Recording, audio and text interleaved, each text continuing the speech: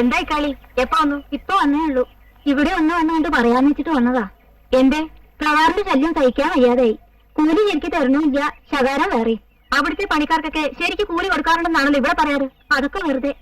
പഴയ ആളൊന്നുമല്ല. അവിടൊക്കെ ചീത്തപ്പേരാ. കുടി, പിന്നെ അടുത്തവർ. എന്തൊരാളാണ് നീ? ഈ വിവരം ആരോടും പറയരുത്. നീ വല്ലതും കഴിച്ചോ? ഇല്ല. വല്ലതും കഴിച്ചിട്ട് പോ.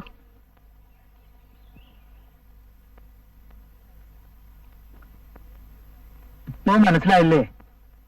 വേലി കെട്ടാനും പൊരാന്നാക്കാനും ഒന്നും അല്ല അവൻ പണം വാങ്ങിക്കൊണ്ടിരുന്നത്. എനിക്ക് അപ്പോഴേ സംശയം ഉണ്ടായിരുന്നു. ഇനി ഒരേ ഒരു മാർഗേ ഉള്ളൂ. എന്താ അത്? ഒരു പെണ്ണ് കെട്ടിക്കൊടുക്ക. കല്യാണാണ് കേട്ടല്ലോ, ശരിയാണോ? അതിനെന്താ? പിന്നെ ഇങ്ങോട്ട് വരണ്ടല്ലോ. മുറ്റത്തെ മുല്ലേക്ക് മണമില്ലാന്ന് കേട്ടിട്ടില്ലേ? ദിവസം തീർച്ചയാക്കിയോ? പിന്നെ പൊടി പിടിച്ച കല്യാണല്ലേ. അങ്ങനെ എന്നെ കെട്ടിയിടാൻ നോക്കുന്നു. ഭാഗ്യമുള്ള കുട്ടിയാ. ഇല്ലെന്താ ഭാഗ്യം? ഒരാളുടെ മാത്രം ഭാര്യയായിട്ട് കഴിയുന്നത് തീർച്ചയായിട്ടും ഭാഗ്യല്ലേ. വിവരക്കേട് പറയാതെ.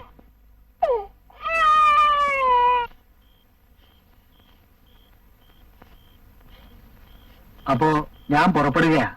ദേവസ്വത്തുനിന്നും കോലോത്തുനിന്നും കൂടിയാ സദ്യക്കുള്ള ചരക്കും ചെമ്പും ഒക്കെ ഏർപ്പാടാക്കിയിട്ടുള്ളത്. അത് വെള്ളിയാഴ്ചക്ക് മുമ്പ് എടുപ്പിക്കേണ്ടതാ. ഞാൻ നമ്പ്യാരെ കണ്ട് അത് ശരിപ്പെടുത്തി കൊടുത്തയക്കാം. മോളുടെ വിവാഹത്തിന്റെ കാര്യത്തെക്കുറിച്ച് മാരാരൊന്നുകൊണ്ടും വിഷമിക്കണ്ട. മനസ്സുകൊണ്ട് അനുഗ്രഹിച്ചാൽ മാത്രം മതി. ഒക്കെ ഈശ്വര സഹായം, അത്രേ പറയാനുള്ളൂ.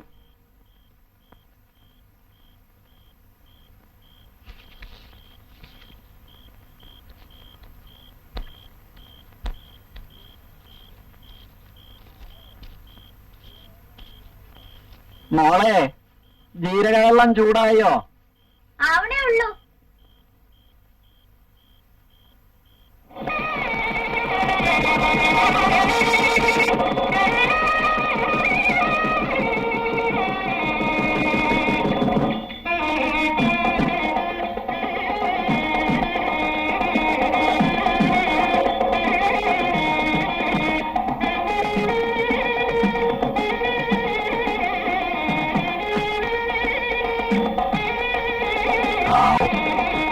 ഞാൻ മാരാരുടെ കാര്യം വലിയ കഷ്ട. ആരാ നോക്കാൻ?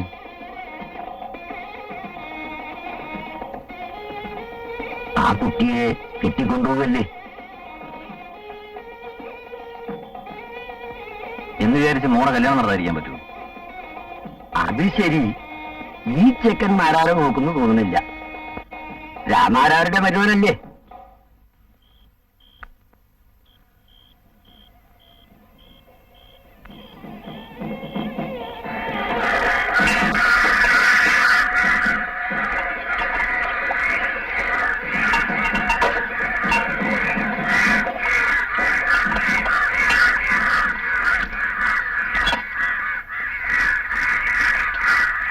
ഇമാതിരി കാര്യങ്ങൾ തുടങ്ങാനല്ല വിഷമം, അവസാനിപ്പിക്കാനാ.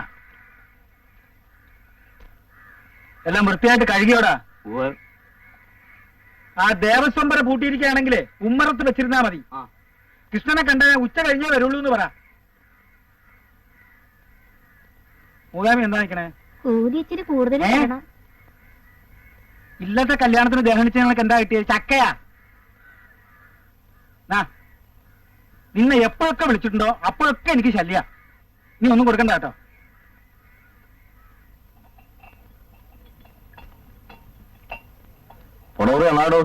പൊടി പൊടിച്ചു. ഇതുപോലൊരു സദ്യ ഈ അടുത്തൊന്നും ഉണ്ടായിട്ടില്ല.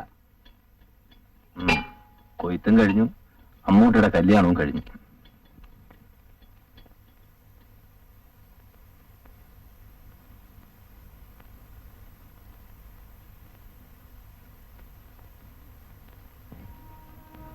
നാനിയമ്മേ, ഞാൻ പോവാണ്. എപ്പോഴും അച്ഛന്റെ കാര്യത്തിൽ ശ്രദ്ധ വേണം. ഞാൻ ഇവിടെ തന്നെ ഉണ്ടല്ലോ. അമ്മൂട്ടി സമാധാനായിട്ട് പോയിക്കോളൂ.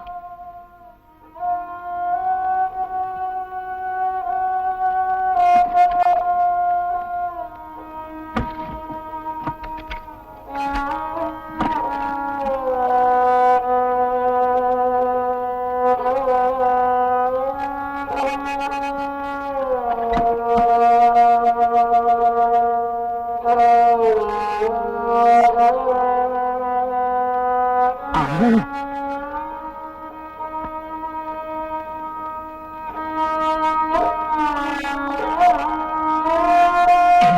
ഇതൊന്നുമില്ല മോളെ.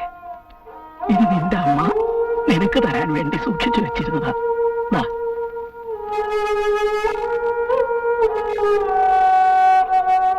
നേരായി ചെല്ലു.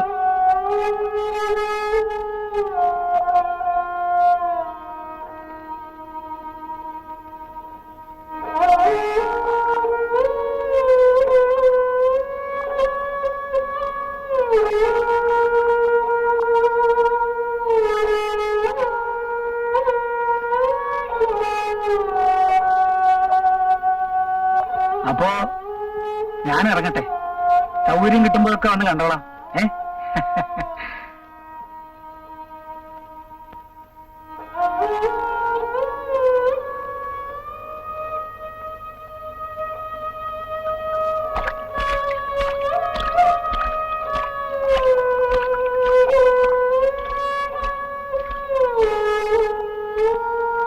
കളത്തിലെ പണിക്കാരെയൊക്കെ ശ്രദ്ധിക്കണം. അവരെ കൊണ്ട് നല്ലോണം പണിയെടുപ്പിക്കണം കേട്ടോ.